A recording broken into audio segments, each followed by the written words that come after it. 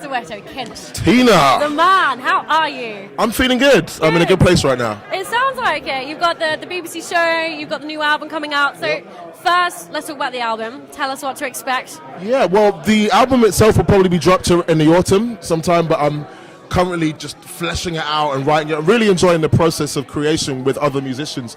You know, I've had skeletal shape of them for best part of like 5-6 months now, and it explores subjects like sacred geometry, numerology, the connection between numbers and music and jazz in a way that I hope is visual for people also. I want people to hear it and just see stuff, to have their minds and imaginations unlocked in new and interesting ways. That sounds really cool. So Fun times. Is this like a concept album, or is that a term that you're staying away from? It's funny, I think basically, you might know, every album I've done in some shape or form is a concept album, so this is no exception.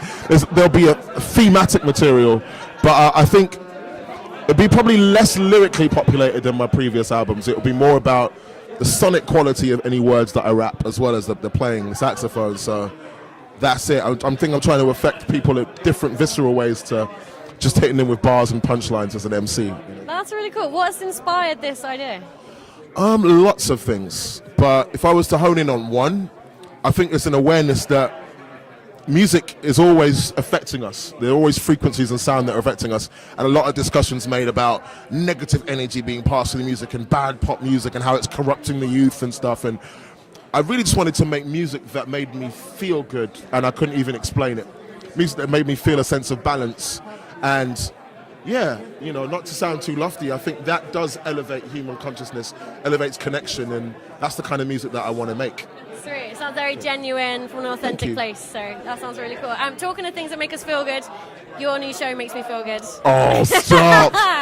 Makes me feel even better. It feels like we're in a scene right now where, I mean, I hate to say jazz revival because I feel like that's disrespectful of all the awesome stuff that's always happening anyway, and it is always bubbling, but right now it feels like there's more and more platforms who are like, yeah, jazz is fucking cool and we're going to share it. Do you think that the new show is a part of that? Yeah, and I think that the new show, also the kind of energy, you know, we've seen Pink Roses tonight, that young artists are embodying, which is taking the means of production, recording, video recording, putting out the works on YouTube, etc. They're seizing the ball by the horns, and I think the industry and venues are also catching up to that and being part of this crest of interest in jazz. But you know, when it makes me laugh because I remember a photo shoot with me, Jamie Cullum, Gwyneth Herbert, and Amy Winehouse, the new face of jazz in 2003, and we're just the same face of jazz that was there 50 years before us, just with a new take on it, and there will be people after us, hopefully, with new and colourful, interesting takes on the music. Absolutely. Well, I'm super excited for the new release. Me too. And good luck for the upcoming shows, and I'll be there and looking forward to it. So I've been supporting Gregory Porter for the last month, and we've done 17 shows with him.